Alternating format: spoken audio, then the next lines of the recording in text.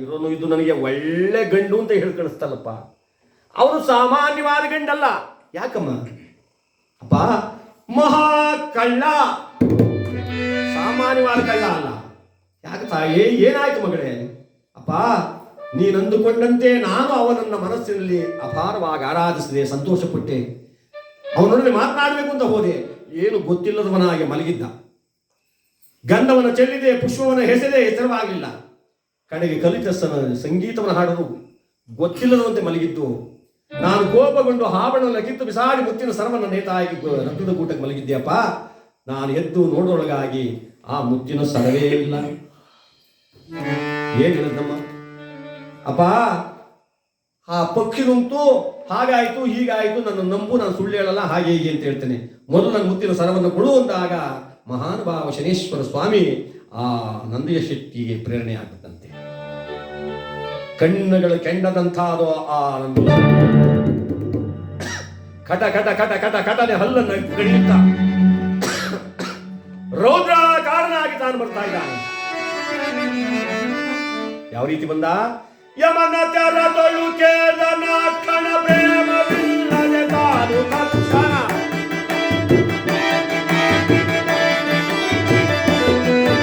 ಯಮನ ತೆರದೊಳು ಕೇದನ ಕ್ಷಣ ಪ್ರೇಮವಿಲ್ಲದೆ ತಾನು ತಕ್ಷಣ ಎದ್ದು ಬಾರೋ ಮುಟ್ಟದೇನಿ ಮುತ್ತು ಗಂಟಿಗೆ ಒಳಗೆಯನ್ನು ಗಂಟಿಗೆ ಏನೋ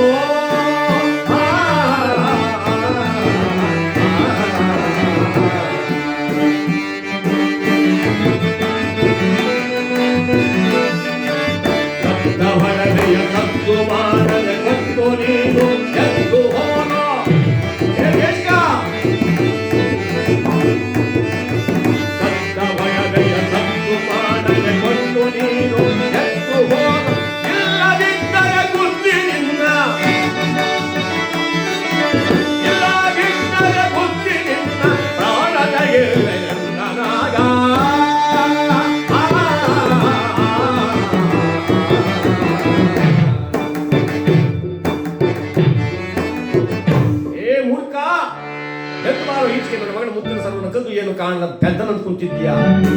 ಎಲ್ಲಿಂದಲೂ ಬಂದವನಿಗೆ ತನ್ನವನ ಹಾಕಿ ಮನಗೊಳ್ಳೆಗೆ ಸೇರಿಸಿದ್ದಕ್ಕೆ ಇಂತಹ ಪಾಪ ಕಾರ್ಯ ಮಾಡಿದ್ದೀಯಾ? ನಿನಗೆ ತಕ್ಕ ಬುದ್ಧಿಯನ್ನು ಕಲಿಸ್ತೀನಿ. ಬಾಯಿ ಗರ್ಜಿಸಿದನಲ್ಲ ವಿಕ್ರಮ ಮತ್ತಷ್ಟು ನಡುಗಲಾರಂಭಿಸಿದ.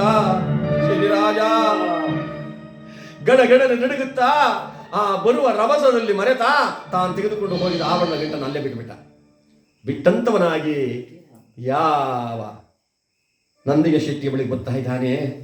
ಸ್ವಾಮಿ, ನೀವು ದಣಿಗಳು ಎಲ್ಲಿಂದಲೂ ಬಂದವನಿಗೆ ತನ್ನವನ ಹಾಕಿ ಪ್ರಾಣ ಉಳಿಸಿದ್ದೀರಿ. ನಿಮ್ಮ ಮನೆಯಲ್ಲಿ ಕಳ್ಳತನ ಮಾಡ್ತಕ್ಕಂಥ ಪಾಪಿ ನಾನಲ್ಲ.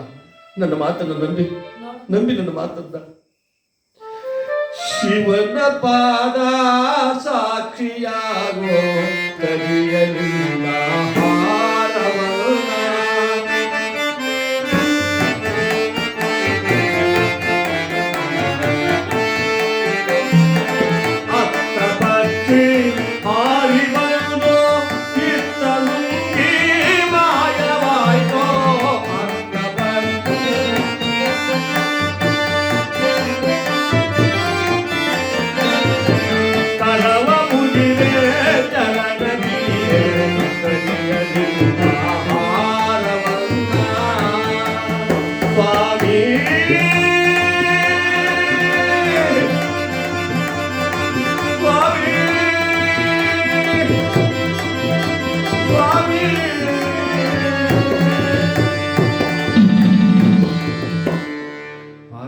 ಪರಮೇಶ್ವರ ನಾಣಿಗೂ ನಾನು ಆ ಸರವನ್ನು ಕದ್ದಿಲ್ಲ ಸ್ವಾಮಿ, ನಾನು ಕಳ್ಳತನ ಮಾಡವನಲ್ಲ, ಸುಳ್ಳನ್ನು ಹೇಳುವನಲ್ಲ, ನನ್ನ ಮಾತನ್ನು ನಂಬಿ ಅಂದರೆ ಕದಿದಿದ್ದ ಸರ ಮತ್ತೇನಾಯಿತು?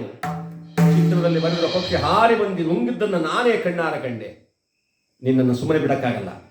ತಕ್ಕ ಬುದ್ಧಿಯನ್ನು ಕಲಿಸಬೇಕಾದ್ರೆ ನನ್ನ ಮಹಾರಾಜನ ಆಸ್ಥಾನಕ್ಕೆ ಕರ್ಕೊಂಡೋಗಿ ಅವರಿಂದಲೇ ನೀನು ತಕ್ಕ ಶಾಸ್ತಿಯನ್ನು ಮಾಡಿಸ್ತೀನಿ ನೋಡು ಮೂರ್ಖ ಅಂತ ಹೇಳಿ ಧಡ ಧಡ ಧಡನೆ ಧಾವಿಸಿ ಬಂದ.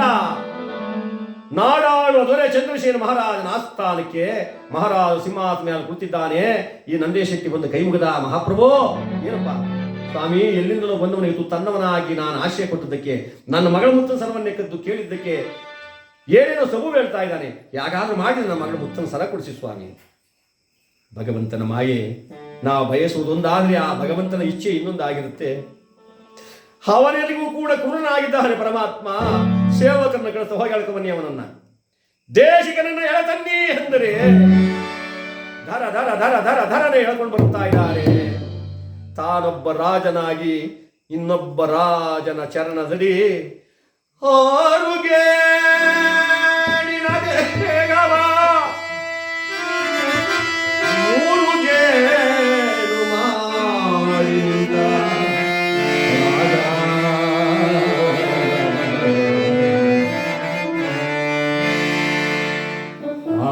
ದೇಹವನ್ನ 3 ಗೇರು ಮಾಡಿ ನಿಂತುಕೊಂಡು ಯಾವ ರೀತಿ ನಿಂತಿದ್ದಾನೆ?